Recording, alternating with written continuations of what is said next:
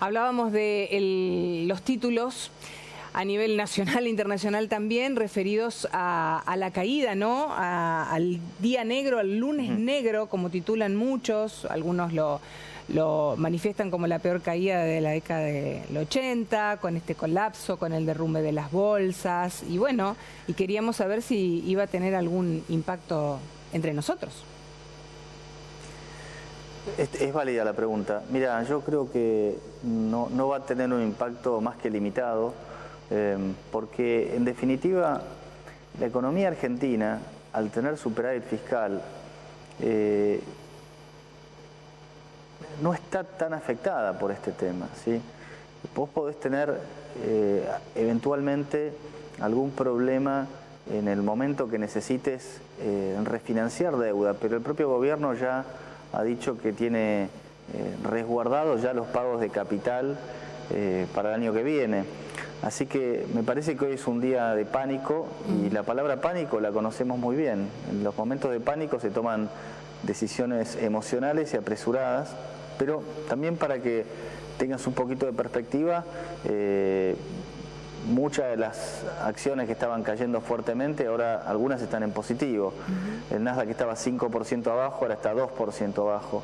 Es decir, esto es algo muy cambiante, porque justamente los precios se mueven mucho, y tiene que ver más que nada por un gran apalancamiento que ha estado habiendo en Japón con el yen, y también con el anuncio de Warren Buffett de que había estado vendiendo una parte importante de sus acciones de Apple. Te diría que esos son los dos grandes disparadores, pero no veo nada concreto que pueda afectar a Argentina de manera inmediata y sostenida. Qué bueno. Se anunció hace algunas semanas, creo que ya en el inicio de julio, que ingresábamos los argentinos en la fase 2, ya con el segundo semestre. ¿De qué se trata eso en términos así básicos y simples para que podamos entenderlo nosotros?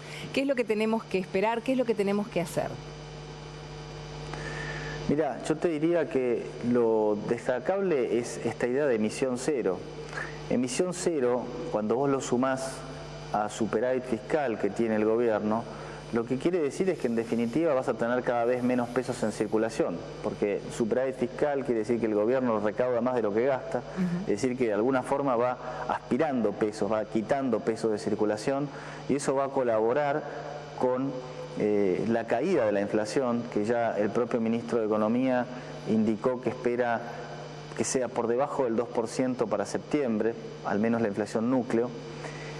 Pero además de eso, yo te diría que en esta segunda fase no podemos dejar de mencionar el plan de regularización de activos, que es un plan que no tiene fines recaudatorios, sino que es un plan que tiene justamente, respaldado por la ley Bases, tiene como objetivo dinamizar la economía a través de distintas actividades. Vos sabés que se puede regularizar activos y se puede evitar pagar penalidades invirtiendo en proyectos inmobiliarios o en otros proyectos de alcance productivo, incluso en acciones y bonos de la Argentina, y yo creo que eso va a ser muy bien acogido y que en consecuencia también va a disminuir la tasa de interés en Argentina, disminuir el riesgo país, que va a redundar en un aumento del crédito, que es un motor de la economía que venía apagado hace décadas, porque cuando el gobierno es el único, o el Estado más bien es el único que toma crédito,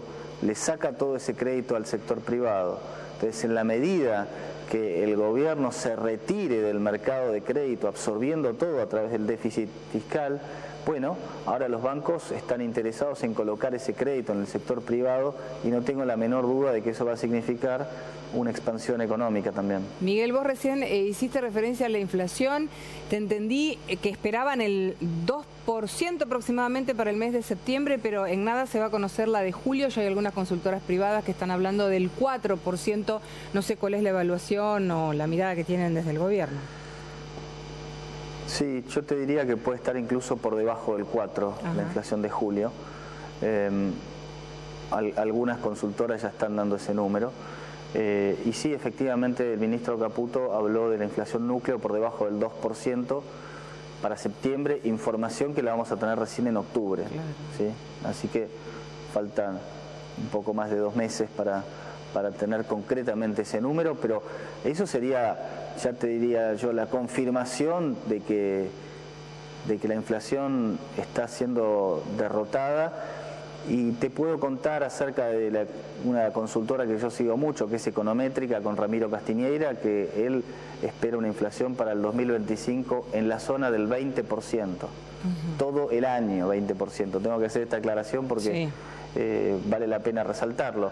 Así que imagínate una inflación del 2025 en esa zona, lo que significa para la Argentina, lo que significa para los propios argentinos, ¿no? Volver a estar con una estabilidad que tenemos que ir probablemente 20 años atrás en el tiempo para volver a tenerla. Sí, sí, parece un sueño, ojalá que lo logremos. Miguel, muchas gracias por estos minutos, por atendernos, por hablar con el Noti de la Gente en Santa Fe. Que tengas muy buenas tardes. Gracias, María. Hasta luego. Hasta luego.